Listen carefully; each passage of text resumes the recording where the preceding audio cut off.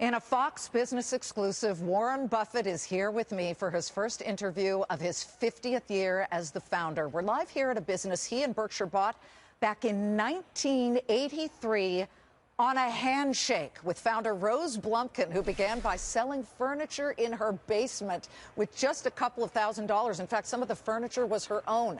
The Nebraska Furniture Mart, today one of the world's largest freestanding furniture stores in the world, will soon outdo itself with a brand new megastore that will redefine the term big box. You are looking at exclusive video that has been shot for Fox Business. This is the brand new Dallas-Fort Worth store, and perhaps this store will put a finer point on where Warren Buffett sees the housing recovery.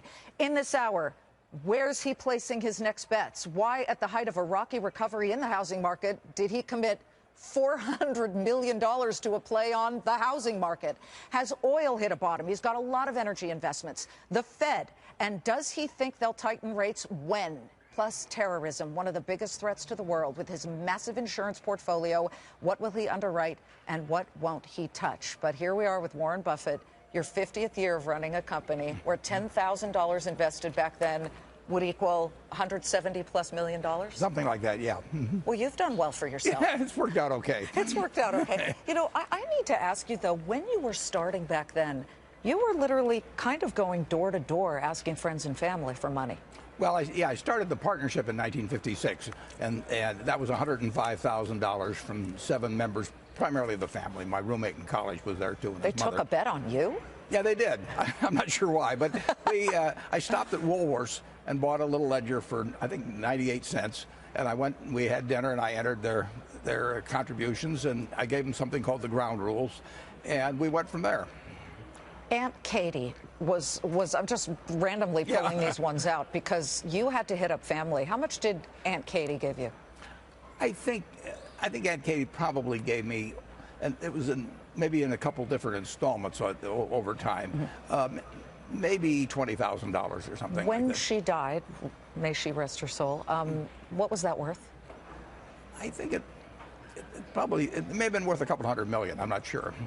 Couple of $100 million, a pretty nice return. She never moved from the house that she bought in 1927, though. I mean, now she did get a NetJet share.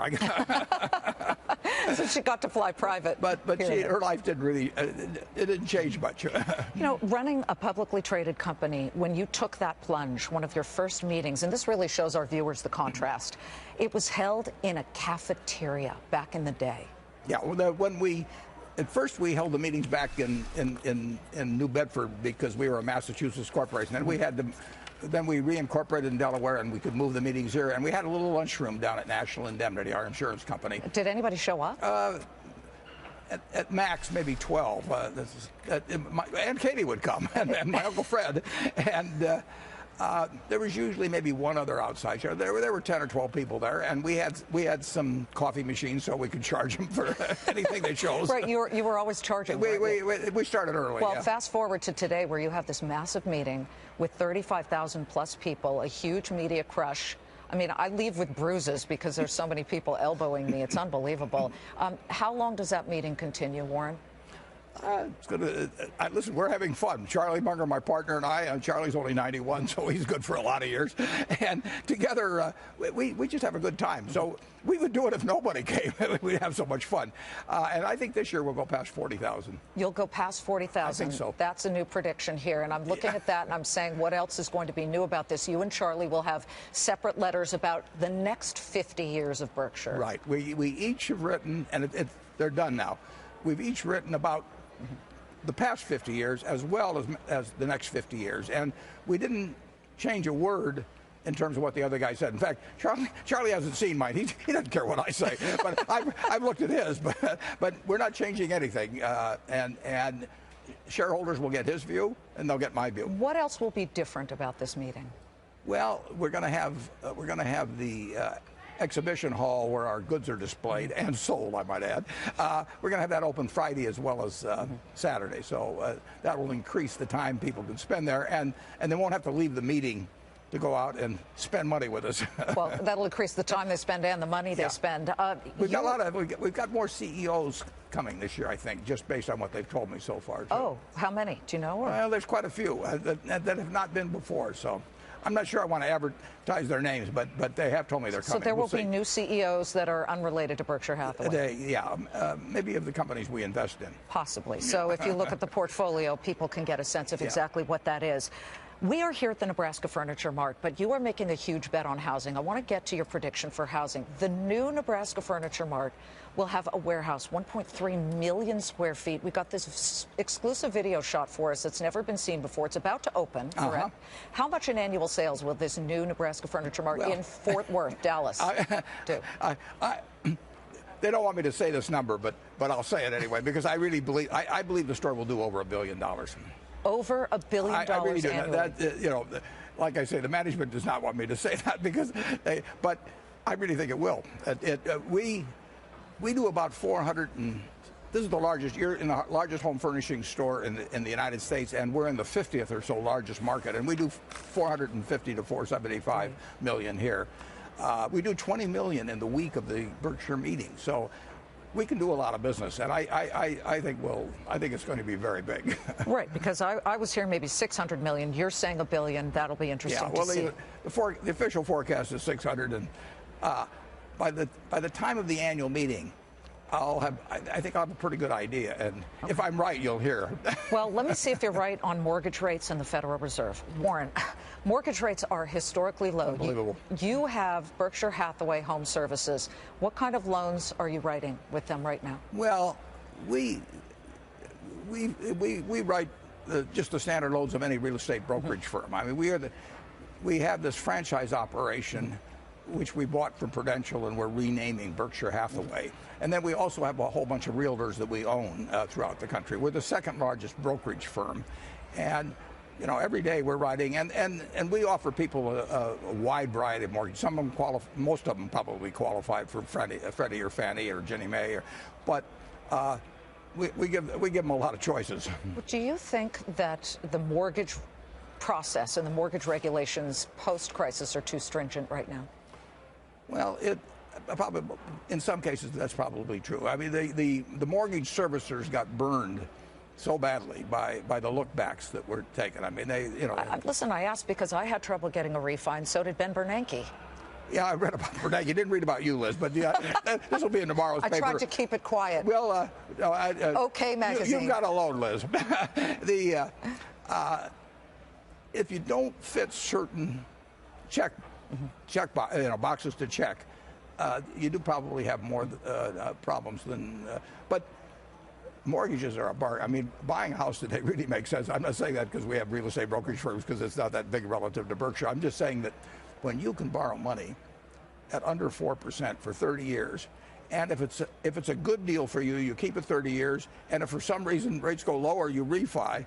So, and you call it off after 30 minutes. I mean, it's a wonderful deal. Well, before we go to break, do you think rates will be tightened this year by the Federal Reserve? That could affect mortgage. I think it's going to be very tough to raise rates when you've got what's going on around the world. And I mean, if Europe has got them at zero, and you get rates higher in the United States, that would exacerbate a problem with the stronger dollar and funds flow. I think they've got a very tough. It'd be very tough for them to raise rates. Is your bet, because you're a betting guy, that they won't raise rates in 2015? I don't bet on that particularly, but if you ask me whether I think if I were running the Fed I'd be able to do it, I don't think it will be very feasible to do. I think it'd have a lot of international repercussions. Speaking of international, Warren, that's what we want to hit with you next. Oil slippery slide. Mr. Buffett has huge investments in all forms of energy. What are his predictions on the direction of the price of oil? Does he think Keystone will be a reality? And yes, the state of the world, from Russia to the Middle East. What are his huge insurance holdings doing with terror attacks and cyber hacking policies? And later, with Coca Cola struggling, I'll ask, will he ever sell any of the 400 million shares he owns? Skim a little foam off. I'm Adam Shapiro on the floor of the New York Stock Exchange. You can see that the Dow is enjoying a good rise today, 59 points in the up direction. NASDAQ is positive for the year. The S&P 500, not so much. The wonderful world of Disney never looked so good. All-time high for that stock, $101.94. Pulled back just a bit, but up 8% since the start of trading on those incredible earnings we got yesterday. Revenue up 9% in the last quarter, $13.39 billion. A lot of it attributed to the movie Frozen and the holiday sales of toys attributed to Frozen. Also, the media network's largest unit, ABC Cable, ESPN and Arts and Entertainment up 11%. You think they don't have anything left at Disney? Star Wars later this year. Now back to Liz Clayman and her exclusive interview with Warren Buffett, which you can only see right here on the Fox Business Network. And thank you. Back now with Warren Buffett here at the Nebraska Furniture Mart in Omaha, Nebraska. His first interview of his 50th year running the company. We were just looking at Disney hitting an all-time high. You went and met Walt Disney. He didn't know who the heck you were. You called and asked for a meeting. That was 49 years ago. Actually, I went out there, and I wasn't scheduled to meet with Walt. I was scheduled to meet with the treasurer. Why, to buy stock? Well, we owned the whole Walt Disney Company at that time was selling for $80 million with no debt. The Pirates ride was just about to be introduced at Disneyland. That was going to cost $17 million. So here was the stock selling at less than 5 times rides now. And Walt came in and he said, "Would you like to have lunch with me?" And it couldn't have been nicer. It was a great experience. The management today, would he be proud of Bob Iger? Bob Iger is a home run hitter. I mean, he is really, really good, and he's a great guy on top of that. No, well, why don't you own the stock now? Well, I made a terrible mistake. we owned a chunk of Cap Cities ABC and it merged with Disney, and we kept the Disney stock for a while, and then we sold it. That was before Iger took over, but we probably shouldn't have sold Cap Cities ABC because ESPN we owned 80% of ESPN, and that of course has been the home run asset of all time. Oh, dummy. Yeah, what exactly. Were you thinking? Well, you're being kind. You were just saying before we went to break that if you were running the Fed, it would be awfully difficult. You just couldn't see hiking rates in 2015.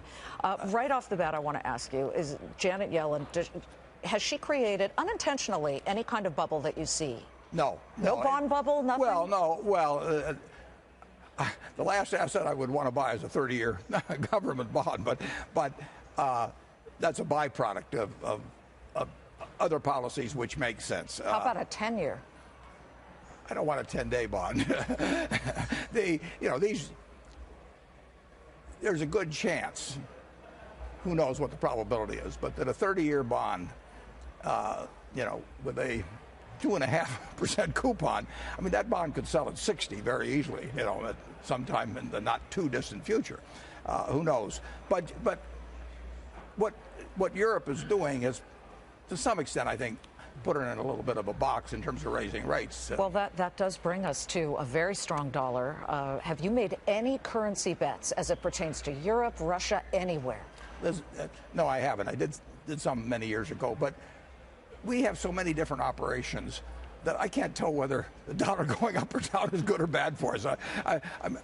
We have a lot of loss reserves for our insurance that are in other currencies, so when the dollar gets stronger, those become lower in terms of liability. So we have so many things that cut both ways. I can't tell you what helps us. So no currency bets. Oil is dropping like a rock. Okay, yesterday it had a decent day, but have we seen the bottom in oil as best you can see? I don't know. I have no position in oil. Now, we buy a lot of diesel fuel, obviously, at the railroad, but no, I have no predictions on any commodities. I've never made money buying or selling commodities. But you make money betting on things like Phillips Specialty Chemicals, which makes chemicals that help pipelines flow oil and natural gas. Yeah. Was that a bet on the eventual passage of Keystone? No. I mean, it does a lot of business already. I mean, Keystone might affect it in a very marginal way, but that's a very good business. Do you think Keystone eventually becomes operational and is passed? Well, I think it should. Yeah, I think it should. And it goes right through Nebraska. It goes through, and it disturbs a lot of people in Nebraska, and I can understand it. I mean, if you had a farm and you don't want it going through, but that's always a problem with pipelines. I mean, that's nobody's going to. There's a lot of that not in my backyard problem, but I think by and large that Keystone should be done. Let's get to how oil is affecting Russia, and that's an international picture. Putin, dangerous, more dangerous as he gets pushed further into the sanction corner? Well, he's got a lot tougher economic problems than he had a couple of years ago. Apparently he's very popular, and who knows how the Russian people react to it, but his economic hand has really been hurt, obviously. Well, then things are cheap there. Do you see any bargains in Russia? Are you looking?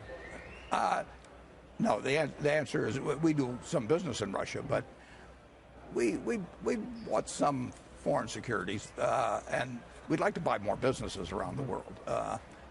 We're probably going to buy a small business in Europe, but I'd love to buy big ones. This small business, I'm not going to ask you because I know that you wouldn't tell me, but is it in Western Europe? Yeah. And that's as far as we'll go. Okay, so there's news. You're going to buy a business in Western. Will that be your first, right? You own an Israeli business. Yeah, we own an Israeli business, and we have a lot of subsidiary operations there. But and we have actually the oldest reinsurance company in the world, which was formerly called Cologne, is now called Gen Re AG. Gen Re. Yeah. Right. We know it well. There is just so much here as we talk about all that's going on, the terror. I need to quickly get this on how you and your insurance companies are underwriting any kind of terror for businesses that now want to protect themselves. It's pretty hard to do because you don't know what limits you need in something like that. I mean, you don't know whether somebody can do many billions of dollars worth of damage to you or tens of millions or whatever. Have they come to your desk? Have they come to General Re or anybody's desk? We have not written any. There may be something I don't know about, but basically we have not been in the cyber insurance business. I don't know how to write the policy. I don't know how to evaluate them. Oh, well, because Lloyd's of London is writing a lot of cyber hacking policies right now. My guess is the limits aren't big, though. Okay. I don't know that, but I would guess that. When we come back, and the closing bell is ringing in about 39 minutes, he's got the trains, Burlington Northern, he's got the planes, NetJets, and now he's got automobiles after an October purchase of Van Tile, the nation's #5 auto dealership, plus a $1 billion investment in GM. What is Buffett seeing in the auto industry? And for that matter, one of his original best acquisitions ever, car insurance giant Geico. In the land of Uber and self-driving cars, how does Geico win? Plus, a surprise guest, a rare interview. You must join the conversation with us. 50 years at Berkshire, Warren's Way. Got a surprise for him coming back in just a minute. Live.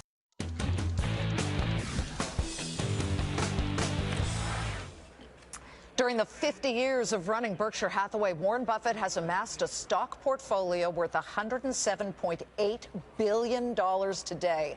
Warren's way has really always been to buy companies or shares in companies that are either number 1 or 2 in their business, great management, and the trade at a discount. That often means jumping in when the skies are darker. Good companies going through tough times. You know, you always made this quarterback analogy to me.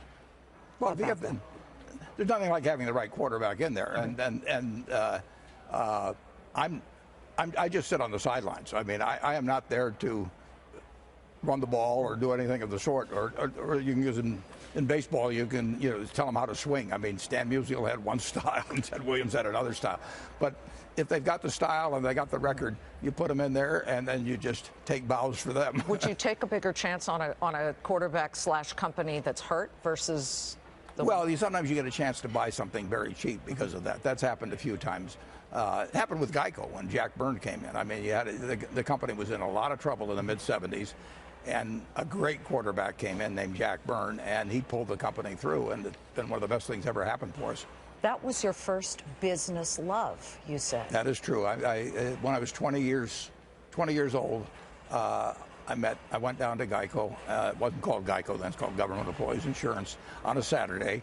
And a wonderful man named Lorimer Davidson gave me an education in insurance that probably was more valuable than everything else I learned in college. Well, would it surprise you that we have the man who runs it now, Tony Nicely? Well, you've got the best. You've got the best. He had a rare interview. A very rare interview. That is Tony rare. Nicely, that is rare. I mean, the chairman and CEO of Geico. Tony, you got in front of the camera. Thank you so much with your buddy Warren. Do you remember when you first met Warren Buffett, Tony? Oh, I do, yes. As you know, Warren's been associated with the company a long time, as have I. And Warren has, I learned an awful lot from Jack Byrne, but I've been associated with Warren a lot longer, and I've learned so much from Warren. Warren, I didn't know Tony was coming on, but I will tell you this: no one has done more for Berkshire Hathaway than Tony Nicely. He is every CEO's dream. I mean, he isn't the CEO, obviously, of Geico, but you don't have to worry about anything with Tony in charge. But yeah, but I would say that at the last shareholder meeting, you said that the insurance company shot out the lights, basically. That's how well Geico did, printing money. Tony, you look at how Warren has managed all of this. I'm just wondering right off the bat, aren't you mad at him that he said you were too old to run all of Berkshire Hathaway? I have the best job in America. Warren says he does, but I think I have the best job in America, and I'm quite happy at Geico.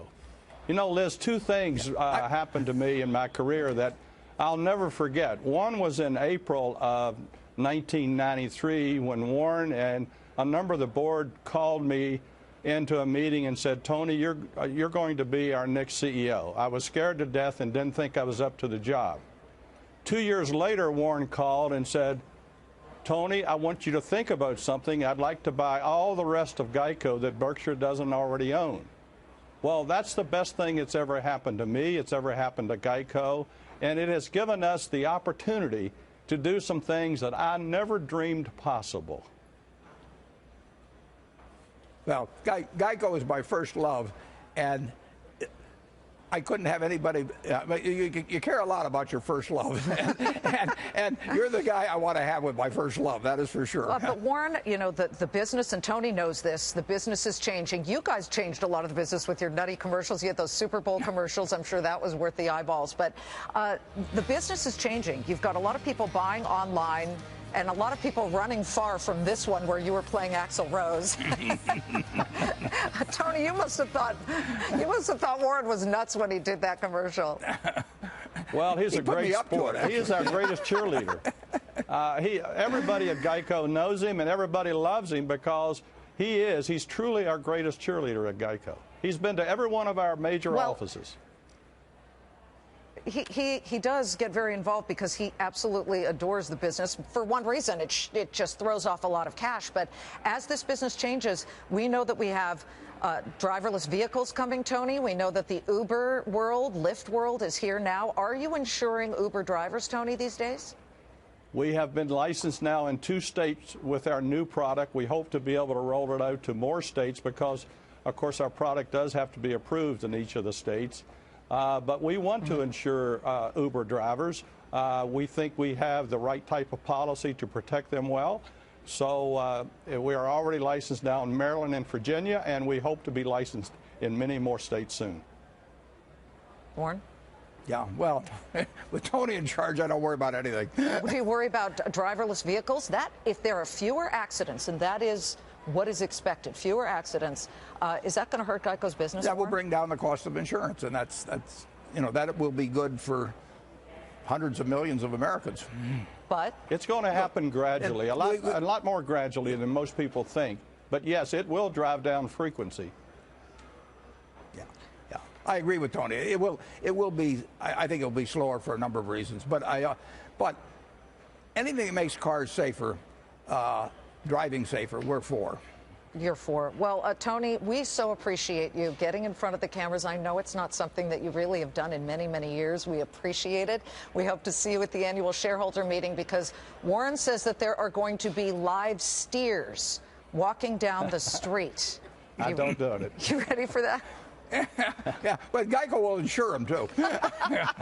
Okay. We have a special rate for steers. Thanks so much, Tony. You bet. Thank you. Tony Nicely of Geico. Wow. I mean, Warren. I'd like to know how you got him. I mean, I've never seen him get in front of a camera.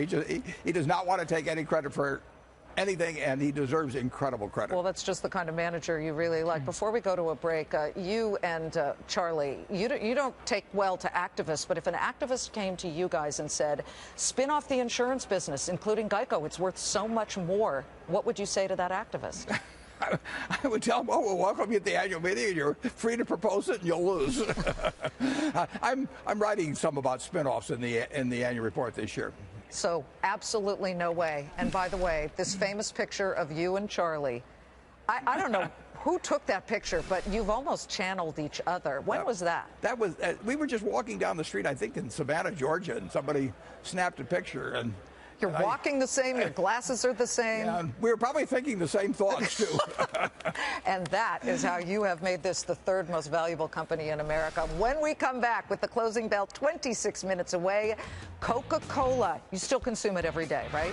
Five 12-ounce servings. 5 12-ounce servings a day. Coca-Cola. Okay. As Coke struggles with changing consumer tastes, and yes, he has a private Coca-Cola thing in his own office, will the largest shareholder of Coke sell any of his $16 billion 9% stake? Plus, why Warren Buffett spent $500 million on glow sticks and reindeer hats? And what in the last 50 years does he wish he hadn't bought? You've already heard him say he wish he hadn't.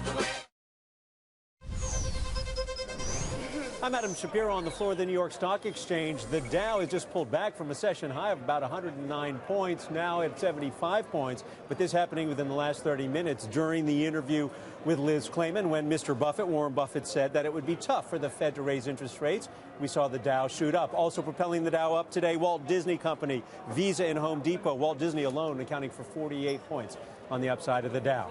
Now back to Liz Claman and her exclusive interview with Warren Buffett on the Fox Business Network. So, of course, he owns $107 billion worth of stock. I wanted to ask you about one name, Moody's. You still own a big chunk of Moody's. Yeah, that's true. I just have to say why.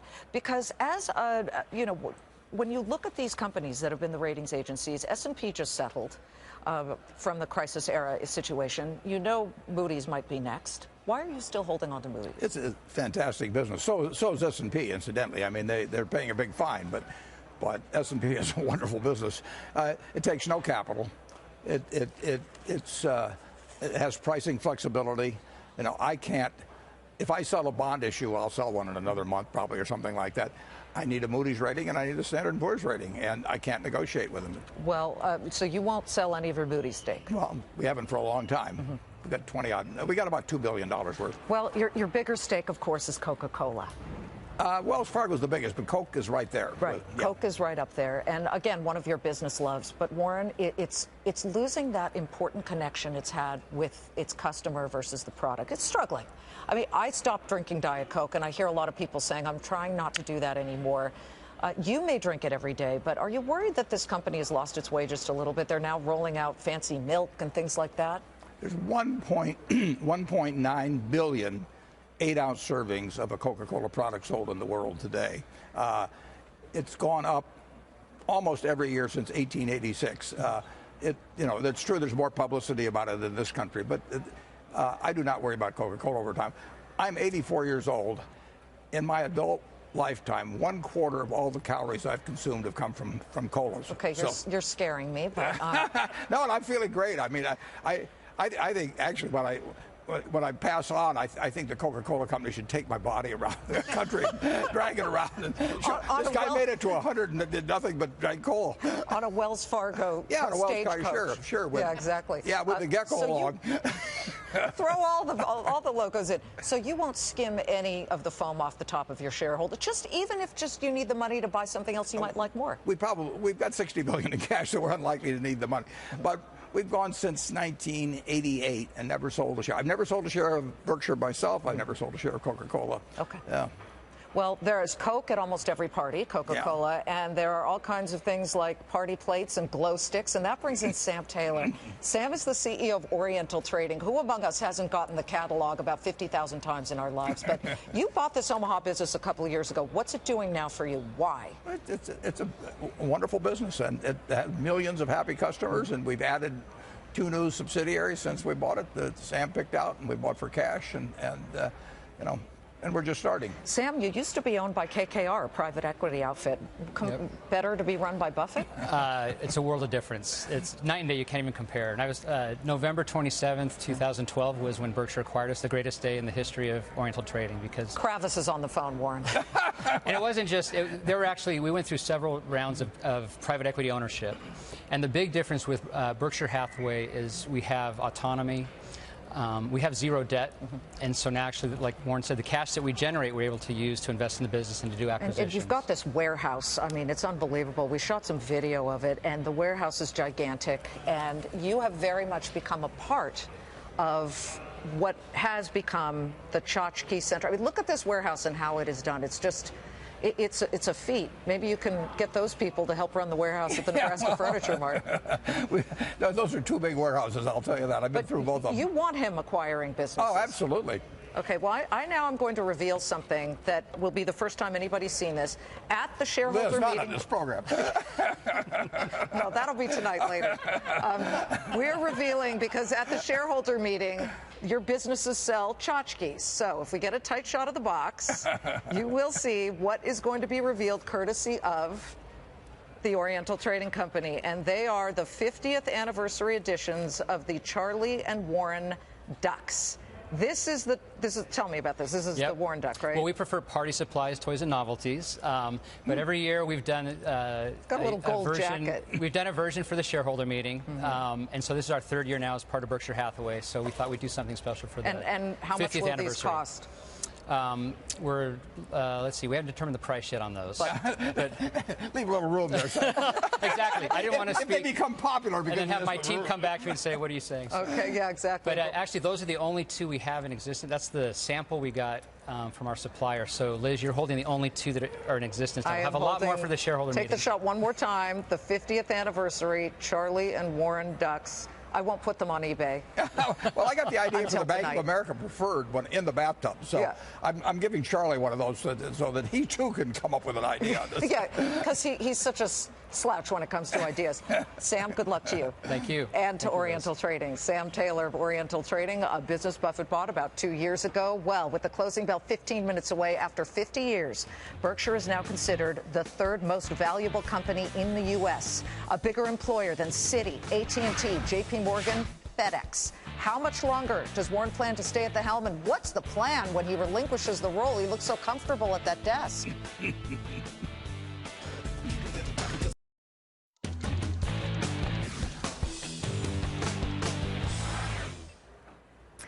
After 50 years, it was last year that Warren Buffett gave his shareholders a bit of a scare. He announced he was diagnosed with prostate cancer. Have you beaten it? Oh, yeah.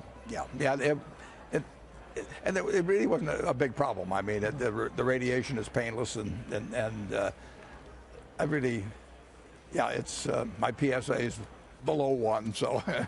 Well, that made some shareholders anxious and nervous. They're always anxious and nervous, but they really want to know the succession plan now, Warren. And I know that you've said that there are the 3 people in an envelope away. But it's not an envelope, but I just joke about that. It's in your head? No, no, the directors know. I mean, we talk about it all the time. But I picked out Greg Abel right off the bat. He's 51. He runs Berkshire Hathaway Energy. He's a Midwestern guy at the moment. When the Buffett faithful get whipped up, they say his name a lot. Yeah, well, he would be terrific, but I'll write more about it in the annual report. So there's something there for that, I am sure. Why aren't you paying a dividend? Will you ever pay a dividend? Your cash Actually, now I cover that in the annual report, too, and I'm pretty specific about that. Something tells me the heels are dug in further, always on dividends. Well, they're not dug in. We'll do whatever's the most logical for shareholders. It's very simple. And you want them to always vote on something like that? Well, we had a vote, last year, and by 45 to 1, the shareholders, hundreds of thousands of them, said, don't send us any money. I don't think there's a company in the world whose shareholder base would say that, but it was 45 to 1 was against paying a dividend. And just to confirm, your cash pile right now, $60 billion? Right. But you always want to have a buffer 20. of $20 billion. Right. So arguably it's $40 billion. $40 billion is excess. And you might, as you said in this hour, you're about to buy a small Western European country. That won't make it. We'll know soon enough about that. Yeah. There's a lot going on in this country. We're heading into elections. You have said right off the bat, Hillary will run. and Hillary will win. Do you still feel that way? Well, I think the probabilities are very high that she'll run, and if she runs, she'll win. And you will support her as you 100%. Jeb Bush is a centrist guy. He's smart. Yeah. I think he's a fine guy, but I'm for Hillary. Do you think it'll be those two against each other? You know, I'm no better than anybody else on that. You know, as we look at all that's out there, you read every day. Is there one columnist, political or financial, you read and more often than not say, he or she got that right? No, I probably wouldn't say that about any columnist. The columnist I enjoy the most is Gail Collins.